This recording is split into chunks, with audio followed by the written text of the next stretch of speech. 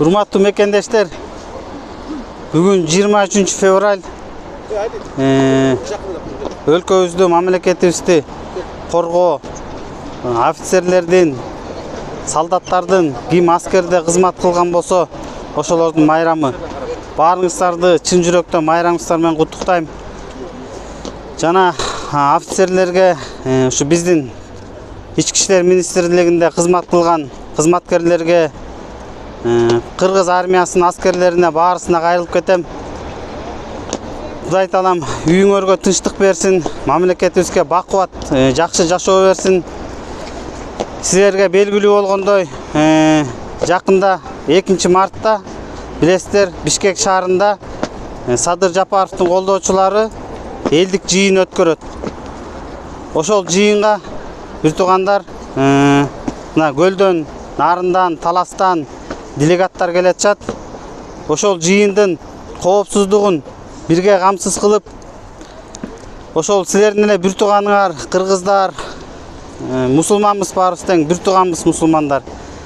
Ошол келе турган конокторду жакшынакай кылып тосуп алып, ортодо жанагындай чагымчыл күчтөргө провокацияларга алдырбай, ошол жыйынды жакшы деңгээлде өткөрүп алалы. Бир туугандар, бул биздин талап силерге деле тиешелүү. Ушул Кыргызстанда жашаган жарандар баарысы бакубат, жакшы жашоодо жашаса деген талап менен келетчат.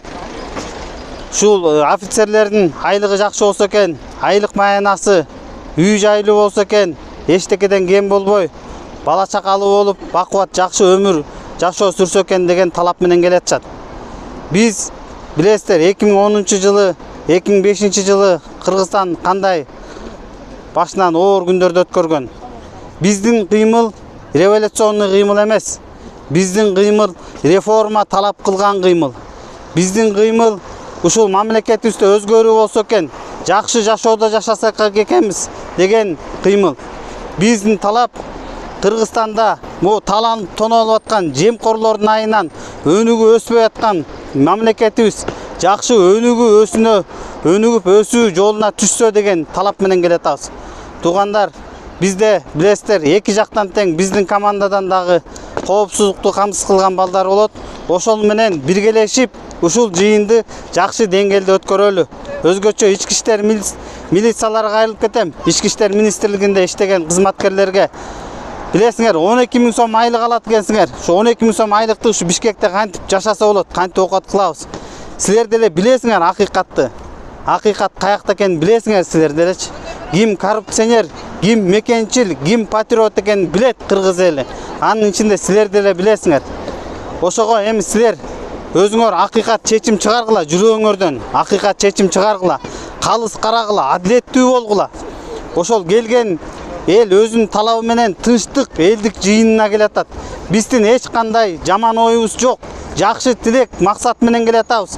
Ушу Кыргызстанда жашаган жалпы элдин жашоосу жакшы болсун деген тилектебиз туугандар. Мен баарына кайрылам. Эртең мына жакындап калды 2 мартка. ГКМБга да барабыз. Улуттук коопсуздук комитетине дагы барып кайрылабыз. МВДга да барып кайрылабыз. Ички иштер аскерлигине да барып кайрылабыз. Бир туугандар, бир туугандай болуп жашайлы. Бири-бирибизге душман эмеспиз биз. Биз баарыбызга керек бул мамлекет. Бул мамлекетти сактап калыш баарыбыздын милдетибиз. Өзгөчө силердин да милдетиңер бул. Силердин түзмө-түз милдетиңер ушул мамлекеттүүлүктү сактап калуу. Биздин мамлекет азыр чоң коркунучтун алдында турат. Ушул жемкор чиновниктердин айынан биз мамлекетибизди да жоготуп алышыбыз мүмкүн. Туугандар, ошого баарыбыз жалпылап жапа-тырмак аракет кылалы. Көрүп атасыңар акыйкатты, билесиңер, сен деле, силер деле билесиңер, чындыкты билесиңер. Садыр Жапаров эмне үчүн отурат билесиңер. Садыр Жапаровдун эч кандай күнөөсү жок. Ал кыргыз элинин ырыскысын талашкан. Кыргыз элинин ырыскысын талашып, кумтөрдү багынткан кезде биздин продажный чиновниктер Садыр Жапаровду сатып кетишкен. Түрмөдө отурат ушун. Ошону талап кылып келатышат. Садыр Жапаров силердин да ырыскыңарды талашкан. Ушу милициялар, военныйлар да жакшы бакубат жашоодо жашасын, баары жакшы тегиз калыс бөлүнсүн. Кыргыз элинин ырыскысы тегиз калыс баарына жалпы бөлүнсүн деген гана тилеги бар болчу. Бул атайын саясий токулган иш, билесиңер аны. Кыргыз эли баары эле билет акыйкатты.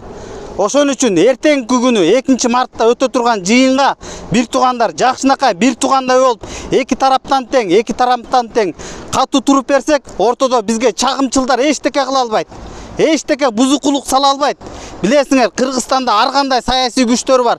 Ушул Кыргызстан будуң чаң болуп кетсе экен, кырылышып калса экен, эки-экиден чачырап мамлекет бөлүнүп кетсе деген ушундай тилеген адамдар бар. Ошолордун тилектери кабыл болбосун. Ошолордун жанагындай чагымчыл аракеттерине жалпы чогуу биргеликте каршы туралы туугандар. Бул бизге баарыбызга тиешелүү болот. Эртең мамлекети жок болсоң каяка барып милиция болуп иштейсиң? Каяка барып жашайсың? Мамлекеттүүлүктөн биз уже экономически айрылып баратабыз. Бизди эч ким басып алган жок, бирок бизди экономически уже басып алышты инвесторлар. Эртең инвесторго кызмат кылып каласыңар баарыңар тең. А Садыр Жапаровдун тилеги жок, инвесторлар наоборот кыргыз элине кызмат кылыш керек, кыргыз элинин алдында туруш керек. А булар келип инвесторлар кыргыз элинин үстүнөн кайра басып алышты бизди. Биз ошого баарыбыз жол бербей, тегиз калыстык, адилеттүүлүк кылалы. Биздин бийлик өкүлдөрү адилеттүүлүк кылбай атабы? Силердин жана министрликте отурган министрлер адилеттүүлүк кылбай атабы? Силер адилеттүүлүк кылгыла. Силер калыстык кылгыла. Экендештер, дагы бир жолу чын майрамыңыздар менен куттуктайм.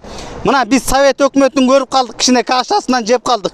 Совет өкмөтүндө билесиңер, честь офицера деген бар болчу. Ал бийик турчу баарынан, честь офицера, мекенди коргоп калуу, мекенди сактап калуу деген өтө бийик вазифа бар болчу. Ошол вазифаны унутпаңыздар. Азыр баары эле акчанын, бийликтин гонкасына түшүп алды. Силер акчадан жана бийиктен, жанагы акчадан, бийликтен бийик тургула. Ойлоп койгула, силердин дагы ошо түзмө-түз милдетиңер болот. Баарлап, жалпылап турушу кыргыз мамлекетибизди, кыргыз өлкөбүздү ата-бабасынан калган мурас бул. Канча эл журт, эли жок, жери жок, керпи жок, тетигинде болгон желеги жок, темселеп жүрүшөт ар кайсы жерде. Ошон үчүн баарыбыз жоопкерчиликтүү мамиле кылалы. Адилеттүүлүк менен бул патриоттук, мекенчилдик деген нерсени унутпагыла. Совет өкмөтүндө билесиңер, Совет өкмөтү баарына жетишчү, үйдө берчү, садикеде барчу. Себеби аякта коррупция деген почти жок болчу. Бизге деле ошондой бакубат жашоо келет. Садыр Жапаровду куткарып алсак, ошондой эле бакубат жашоодо жашайбыз. Билесиңер, Кыргызстанда канча деген миң гендер иштетилип атат. Миң гендерди иштетип атышат. Ар кайсы жерде тытып атышат тоонун. Эртең мөңгүлөрдү талкалап салса, кайсы сууну ичесиңер? Суусу жок адам кантип жашайт? Кайсы сууну ичип жашайсыңар? Кантип даарат алып, кантип Кудай таалама жалынасыңар эртең? Алдык эмиңерди алып таштаса, суу булганып калса кандай жашоо болот?